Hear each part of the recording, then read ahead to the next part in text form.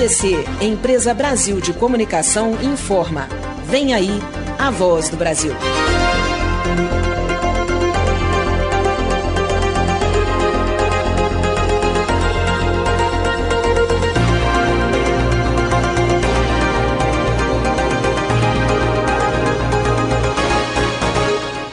Sete da noite em Brasília, horário brasileiro de verão.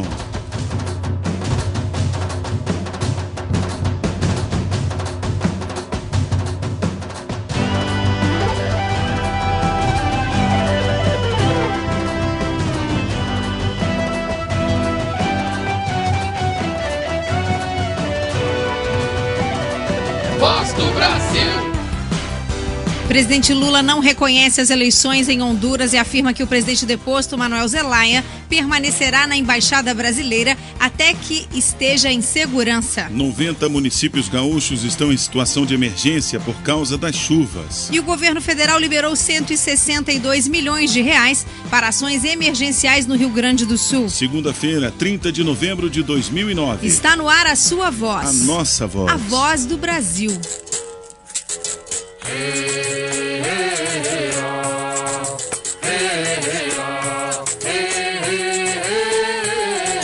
Voz do Brasil. Boa noite, aqui nos estúdios da EBC Serviços, eu, Luciano Seixas e Kátia Sartório.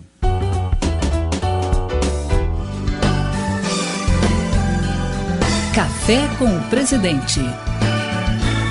No programa semanal Café com o presidente Lula comentou a participação na 19ª Cúpula Ibero-Americana em Portugal nesta semana. Ele explicou o que levaremos para o evento, que tem como tema o conhecimento e a inovação. O presidente pediu que micro, pequenas e médias empresas invistam mais, porque esta é a única forma de competir no mundo globalizado.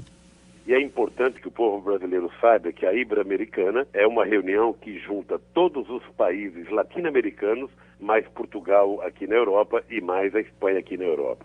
E o assunto dessa conferência é inovação e conhecimento. E essa também é uma área que o Brasil está muito bem, porque nós já fizemos o PAC da Ciência e Tecnologia, em que a gente colocou 41 bilhões de reais para serem investidos até 2010. Nós agora estamos discutindo a questão da inovação para que as indústrias brasileiras, sobretudo a pequena e média empresa e a microempresa, descubram que somente a inovação é que vai permitir que elas possam competir nesse mundo globalizado, que elas possam exportar produtos. Nós vamos contar com a experiência do SEBRAE, que vai nos ajudar a orientar as nossas empresas. O governo está comprometido. Nós lançamos um programa de desenvolvimento industrial que pensa muito na inovação. Os empresários estão preocupados. Nós ainda temos poucas empresas que discutem a questão da inovação, e a inovação é a gente melhorar a qualidade do nosso produto, que vai desde a qualidade do produto em si até a qualidade da embalagem, até o jeito da gente vender. E a repórter Flávia Peixoto está em Portugal acompanhando a 19ª Cúpula Ibero-Americana, que está sendo realizada em Estoril. Ela nos conta o que o presidente Lula disse hoje sobre as eleições em Honduras. No primeiro dia da 19ª Cúpula Ibero-Americana, a crise política em Honduras assumiu papel de destaque nas discussões de chefes de Estado e representantes dos 22 países que integram essa comunidade. Se espera que desse encontro saia uma posição comum dos 3 países ibéricos e dos 19 países latino-americanos sobre a situação de Honduras. O desafio aqui na Cúpula de Estoril vai ser chegar a um consenso. Com a eleição do novo presidente hondurenho, realizada neste domingo, alguns países que antes defendiam que o presidente deposto Manuel Zelaya voltasse ao poder mudaram de opinião. É o caso da Costa Rica, que avalia que é preciso reconhecer o novo governo.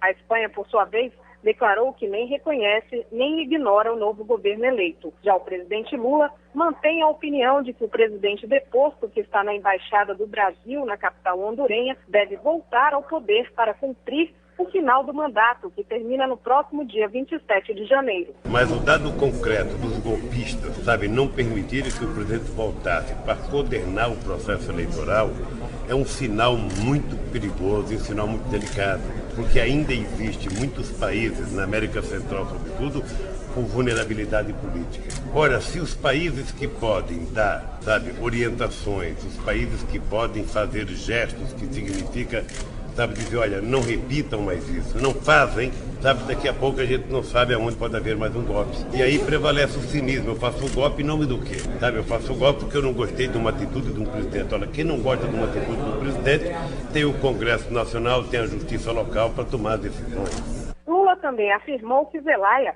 ficará abrigado na Embaixada Brasileira em Tegucigalpa até que o governo de Honduras dê garantias de vida para o presidente deposto. O assessor especial da Presidência da República para Assuntos Internacionais, Marco Aurélio Garcia, acredita que os países ibero-americanos vão conseguir chegar a um consenso sobre o caso Honduras.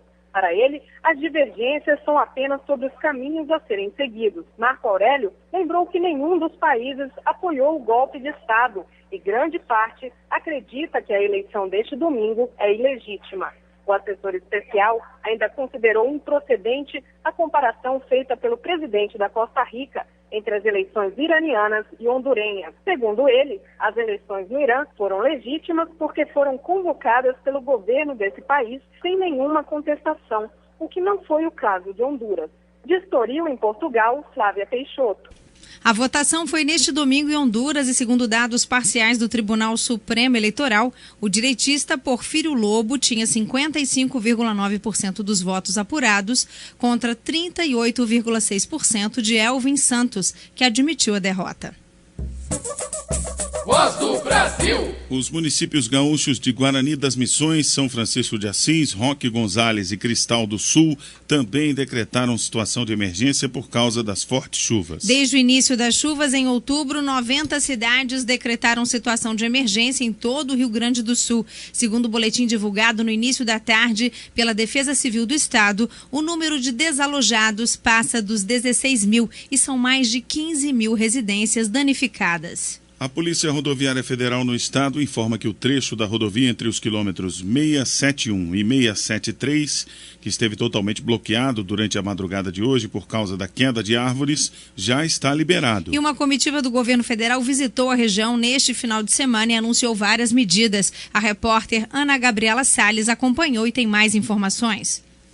Até agora, 90 municípios gaúchos decretaram estado de emergência. Segundo a Defesa Civil do Rio Grande do Sul, mais de 21 mil pessoas já tiveram que deixar suas casas por causa da chuva intensa que atinge a região desde o início de novembro.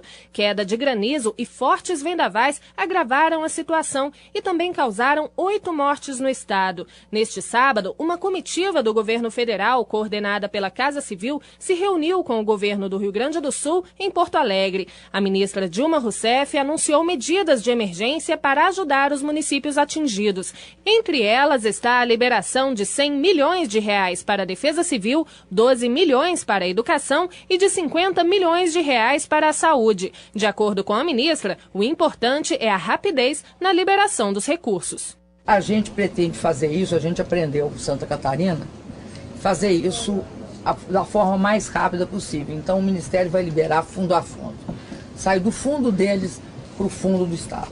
E aí não vai criar nenhum problema de demora aqui para o Estado do Rio Grande do Sul, nem para as prefeituras. A ministra destacou ainda que outras ações já estão sendo feitas para apoiar as vítimas das enchentes, como a entrega de 2.000 kits com colchões e cobertores e outros 2.000 com medicamentos básicos. No sábado, os ministros também aproveitaram uma trégua da chuva para sobrevoar uma das áreas inundadas. Eles viram de perto um outro grande prejuízo, desta vez para as plantações. A lavoura de arroz, por exemplo, teve uma perda de 800 mil toneladas, o que daria para alimentar o Brasil inteiro durante quase um mês. O ministro do Desenvolvimento Agrário, Guilherme Cassel, que também visitou o estado, aproveitou para anunciar a renegociação de dívidas da agricultura familiar. Nós temos aqui 31 mil contratos de Pronaf, 175 milhões de reais. Esse recurso teria que ser pago, teria que sair da economia gaúcha e ser pago. Desses 175, 150, os agricultores não pagarão nenhum centavo. E outros 25 milhões eles vão poder jogar para o final do contrato, ou seja, só isso são 175 milhões que vão ficar na economia gaúcha agora nesse primeiro momento. E o Ministério da Defesa enviou 1.000 soldados do Exército para dar suporte aos desabrigados no Rio Grande do Sul. De Brasília, Ana Gabriela Salles. E no Paraná, a Defesa Civil registra alagamentos nas cidades de Arapuã, Manuel Ribas e Pitanga. A Polícia Rodoviária Federal informa que está monitorando as rodovias, mas não registra interdições. Já em Santa Catarina, houve destelhamento em Itapiranga, São Miguel do Oeste e Chapecó, mas ainda não há estimativas oficiais dos prejuízos. As cidades de Chapecó, Joaçaba, Ribeiras, Lages, Criciúma e Tubarão estão em estado de alerta para a possibilidade de mais chuvas e ventos na região. A Defesa Civil de Santa Catarina informa que não há registro de mortes. Também não há informações de estragos nas rodovias federais por causa dos temporais. E por causa das chuvas, foi preciso antecipar a operação controle de cheias nas hidrelétricas. A afirmação foi do diretor-geral do Operador Nacional do Sistema, ONS, Hermes Chip, depois de participar da reunião do Comitê de Monitoramento do Setor Elétrico, hoje aqui em Brasília. A repórter Angélica Coronel tem as informações. Com as chuvas acima da média nos meses de outubro e novembro, os 4 subsistemas de energia elétrica do país estão com os reservatórios 130% acima da média histórica. Situação que normalmente só acontece no final do mês de dezembro. Isso levou o Operador Nacional do Sistema a tomar medidas para prevenir que os reservatórios transbordem e prejudiquem cidades próximas. A informação foi dada há pouco pelo diretor-geral do ONS, Hermes Chip. Se essa transição e com a indicação dos meteorologistas, que dizem que dezembro, janeiro e fevereiro vai ser um trimestre com chuvas na média ou acima da média, com os reservatórios nos níveis que estão de armazenamento, a nossa preocupação é o controle de cheias. E aí nós vamos atuar preventivamente para minimizar todos os efeitos e atender as restrições de usos múltiplos, de meio ambiente. Nós antecipamos as medidas de controle de cheias porque há situações de afluências e de volumes de armazenamento dos reservatórios já exigem isso. Quer dizer, o que normalmente acontece final de dezembro, janeiro, já tem situações que hoje já está acontecendo. De acordo com o Instituto Nacional de Meteorologia, o mês de novembro no Rio Grande do Sul foi o mais chuvoso desde dezembro de 1909. Na cidade de Bagé, no sudoeste do estado, choveu 549% a mais do que o normal para o mês. De Brasília, Angélica Coronel.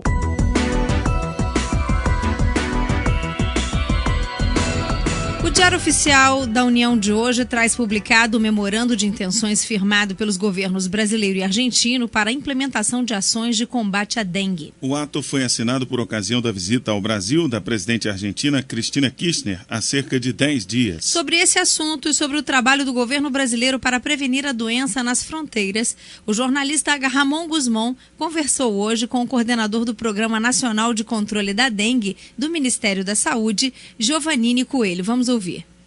Giovannini, a fronteira com a Argentina é uma área de alta incidência da dengue? Nós temos na fronteira com a Argentina o principal município é o município de Foz do Iguaçu, que é um município que recebe um grande número de turistas e que tem muita vulnerabilidade para a proliferação do mosquito Aedes aegypti. É um local com muito acúmulo de lixo, com questões relacionadas ao saneamento ambiental. Então, essa região, ela é uma região problemática, pois há registro de epidemias importantes de dengue nos últimos anos. Com esse acordo, o Brasil também vai reforçar o combate à doença nas fronteiras com outros vizinhos sul-americanos? Já existem acordos semelhantes a esse que foi firmado com a Argentina? Existe uma comissão intergovernamental de combate à dengue no âmbito do Mercosul, onde os países que compõem o Mercosul têm assento. Então, essa comissão já existe desde o ano de 2002, né, e desenvolve uma série de atividades de cooperação. Esse acordo, especificamente com a Argentina, na verdade, vem aprimorar esse processo de cooperação, na medida em que esse acordo bilateral vai proporcionar troca de experiências, capacitação de técnicos, transferência de tecnologias que o Brasil já utiliza e certamente teremos como resultado um aprimoramento das atividades de controle da dengue na Argentina. Conversamos com Giovannini Coelho, coordenador do Programa Nacional de Controle da Dengue. Obrigado pela entrevista. Um abraço, obrigado. 7h14, horário brasileiro de verão. O Banco Nacional de Desenvolvimento Econômico e Social, BNDES, vai destinar recursos para a Fundação Oswaldo Cruz investir em novas tecnologias para a produção de medicamentos e de vacinas. O repórter João Fagundes Neto tem as informações sobre o acordo assinado hoje no Rio de Janeiro.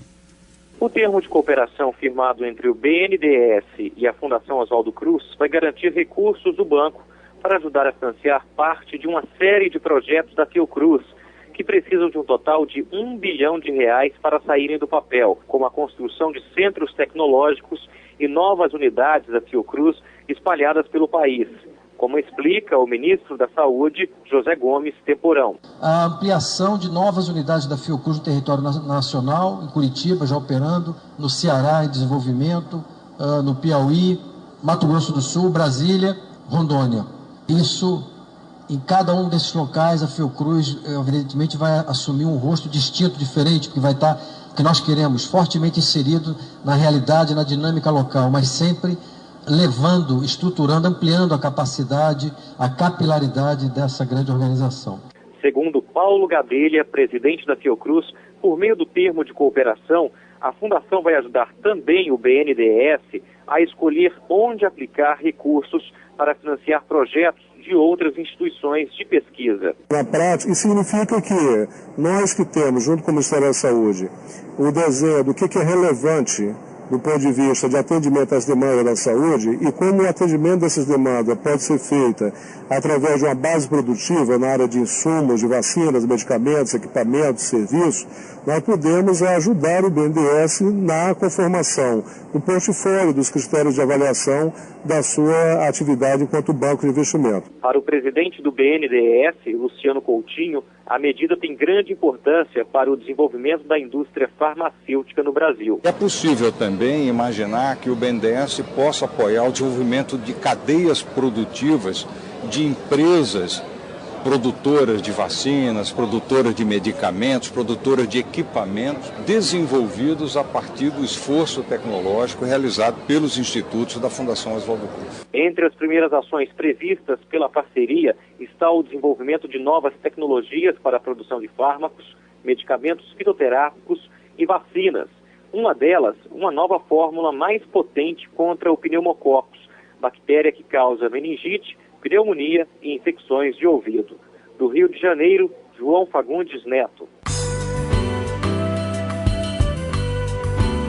Fim de ano chegando, muita gente já está se programando para viajar no Natal, no Ano Novo, de férias, né, Luciano? É, Kátia, mas para que o lazer não se transforme num problema, é bom ficar de olho nos pacotes de viagem que são vendidos, principalmente nessa época do ano.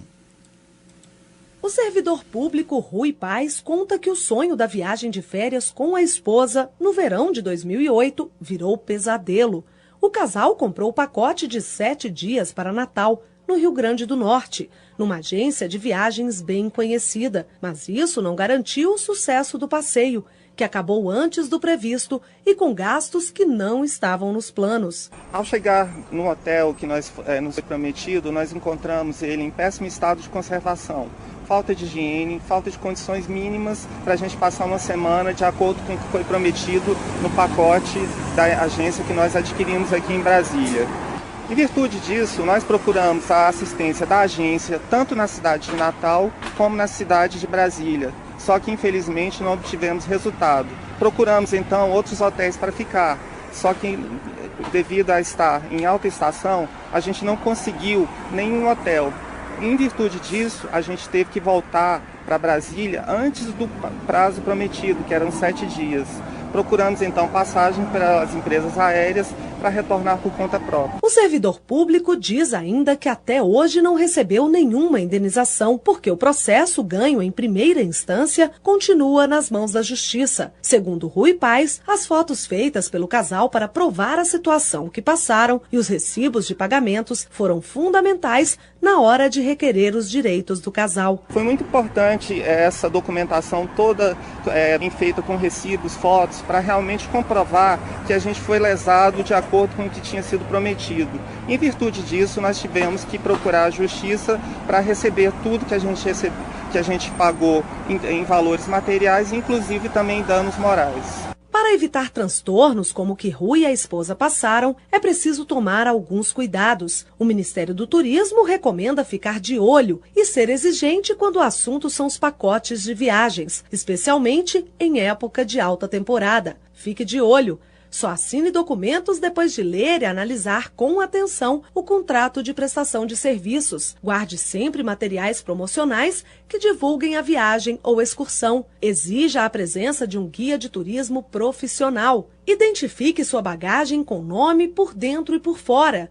Guarde os tickets de bagagens, seja de ônibus ou avião. Sempre peça a confirmação por escrito da reserva, com tarifa, data, horário do check-in. E a Coordenadora-Geral de Serviços Turísticos do Ministério do Turismo, Rosiane Rockenbach, alerta: em casos de problemas na prestação de serviços, procure o órgão de proteção e defesa do consumidor local e o Ministério do Turismo. A gente também busca orientar o consumidor para que quando ele sofra as penalidades, ele procure os meios legais para se respaldar. Tanto o Ministério do Turismo, no âmbito de entender checar junto a esses prestadores de serviços se eles atendem os requisitos legais, quanto ao PROCON, que no caso de determinada atividade o pacote não ofereceu o pacote, o serviço não oferecer aquilo que ele propôs. E o alerta vai também para os cuidados com a saúde na hora de viajar. O cartão de vacinas em dia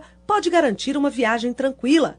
E em época de calor, evitar a exposição excessiva ao sol, além de usar protetor solar, é fundamental para não deixar de aproveitar nenhum dia da viagem. De Brasília, Luciana Colares de Holanda. É preciso verificar se a empresa onde o pacote está sendo vendido é cadastrada no Ministério do Turismo. O consumidor pode fazer a consulta pela internet em www.cadastur.turismo.gov.br. De acordo com a Lei 11.771 de setembro de 2008, o cadastro é obrigatório para as agências de turismo, meios de hospedagem, transportadoras turísticas, organizadoras de eventos, parques temáticos, acampamentos turísticos e guias de turismo. Voz do Brasil. O número de matrículas na educação básica caiu 1,2% neste ano comparado ao ano passado. Os dados são do Censo Escolar da Educação Básica, que foi apresentado hoje pelo MEC. O repórter Paulo La Salve acompanhou e tem as informações ao vivo. Boa noite, Paulo. Boa noite, Luciano. Boa noite, ouvintes. A queda de 1,2% no número de matrículas na educação básica neste ano, em comparação ao ano passado, representou cerca de 650 mil matrículas a menos. Segundo o Instituto Nacional de Estudos e Pesquisas Educacionais, o INEP, a redução foi motivada por dois fatores: a natalidade do brasileiro, que cai ano após ano, e com isso menos alunos acessam a rede de ensino pública e particular. O fluxo dos estudantes na educação básica também melhorou. Com menos repetências, os alunos passam de um ciclo de ensino para outro e as matrículas migram na mesma proporção. Para o presidente do INEP, Reinaldo Fernandes, menos matrículas não significam evasão escolar nem piora na qualidade do ensino. A diretora de Estatísticas Educacionais do INEP, Maria Inês Pestana, afirma que o menor número de matrículas neste ano, em relação ao ano passado, não vai diminuir os recursos da União, estados e municípios para a educação básica, que inclui todas as modalidades de ensino menos o superior. Só para o ouvinte ter uma ideia, existem hoje no país mais de 197 mil escolas públicas e particulares e quase 53 milhões de estudantes matriculados.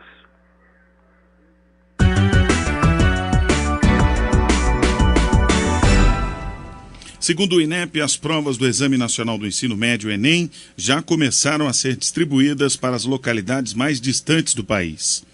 O Enem vai ser aplicado nos dias 5 e 6 de dezembro a 4 milhões de estudantes. A consulta sobre os locais de prova do Enem pode ser feita pela internet no endereço www.enem.inep.gov.br. E os estudantes que não receberem até hoje em casa um cartão que informa o local da prova podem ter a informação pelo telefone 0800 61 61 61.